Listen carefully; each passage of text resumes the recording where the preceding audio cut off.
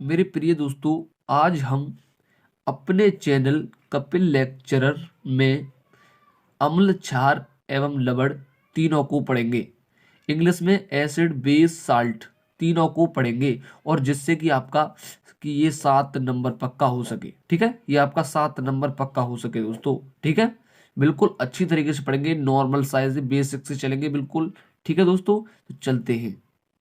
तो नंबर 1 है आपका, और उदाहरण सहित अम्ल, क्षार, लवण के तीनों के उदाहरण समझेंगे। ठीक है, नंबर 1 चलते हैं। अम्ल, एसिड। एसिड क्या होता है, अम्ल क्या होते हैं। ठीक है, वे हाइड्रोजन युक्त पदार्थ जो जलीय विलयन में हाइड्रोजन आयन देते हैं उनको H प्लस भी लिख सकते हैं। ठीक है, H हाइड्रोजन आयन को H प्लस भी लिख सकते हैं, कोई वो नहीं है।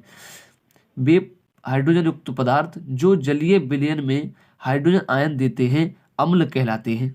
ठीक है, कुछ नहीं है इसमें, याद हो गया होगा मुझे मन लगता है कि वे, दोबारा सकते हैं, वे हाइड्रोजन युक्त पदार्थ जो जलीय विलयन में हाइड्रोजन आयन देते हैं अम्ल कहलाते हैं। ठीक है, या H प्लस आयन देते हैं वो अम्ल कहलाते हैं। ठीक है दोस्तों, ये आपका कंसेप्ट पूरा हुआ। अब चलते हैं क्षार पर।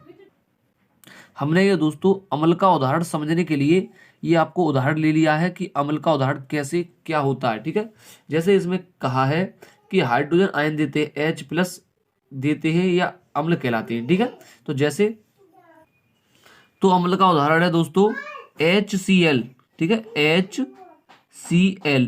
ठीक है, और इसको हम जैसे एरो करके लिखेंगे तो ये हमारा क्या आएगा, H प्लस Cl। तो H पर किसका चार्ज है दोस्तों, प्लस का, और Cl पर किसका चार्ज है, माइनस का। ठीक है, तो इसमें क्या कहा है इसने कि हाइड्रोजन युक्त पदार्थ जो जलीय विलयन में हाइड्रोजन आयन देते हैं, मतलब H प्लस आयन देते हैं वो पदार्थ। ठीक है, तो हमारे आ गया H प्लस। ठीक है, तो HCl इसका उदाहरण है। तो H पे जो प्लस का चार्ज है और Cl पे माइनस का चार्ज है। ठीक है, तो अब चलते हैं कि क्षार क्या होती है। ठीक है, अब क्षार को समझिए। क्षार क्या है, क्षार बेस क्या है, ये क्षार। ठीक है, बे हाइड्रोजन बे हाइड्रोक्साइड समूह युक्त पदार्थ जो जलीय विलयन में हाइड्रोक्साइड OH माइनस आयन देते हैं क्षार कहलाते हैं। मतलब बे पदार्थ जो अम्ल में क्या था, अम्ल में H था, अम्ल में क्या था, H प्लस था। जैसे उदाहरण से समझा देता हूं इसे, जैसे Na,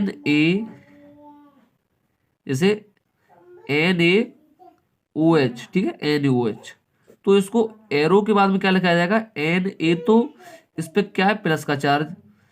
उसके बाद में प्लस के बाद में OH, ये OH पे किसका चार्ज, Na पर तो प्लस का चार्ज है, और OH पर है माइनस का चार्ज। ठीक है, माइनस का चार्ज।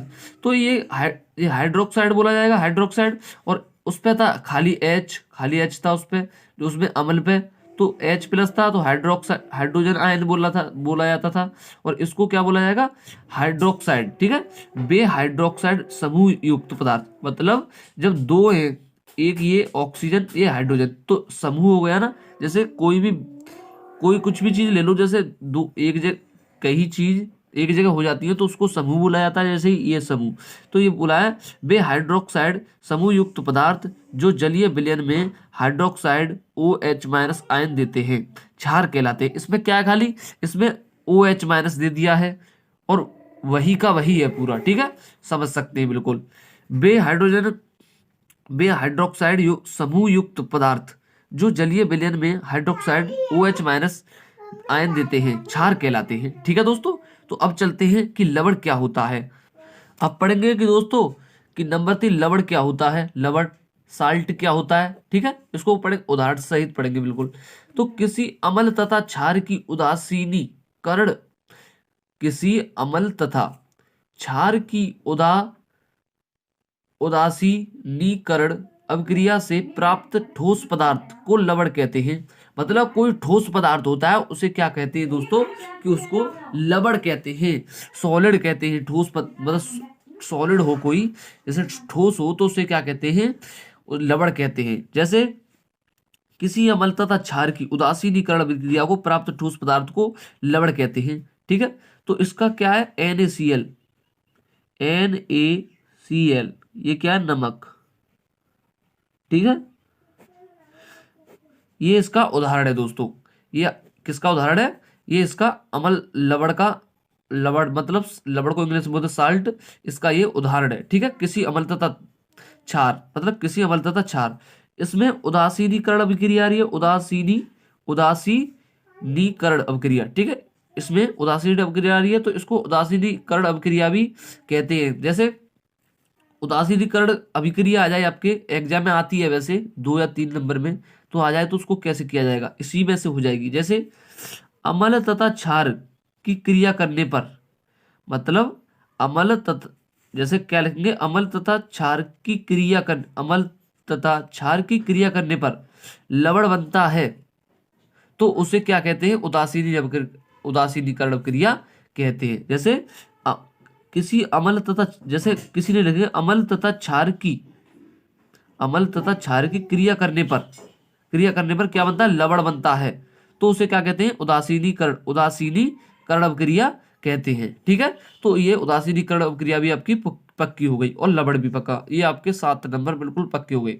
और समझ में आया हो तो दोस्तों चैनल को सब्सक्राइब जरूर करें और लाइक करना ना भूलें और सब्सक्राइब करना ना भूलें, क्योंकि मैं इसी की तैयारी कराता हूँ। ठीक है।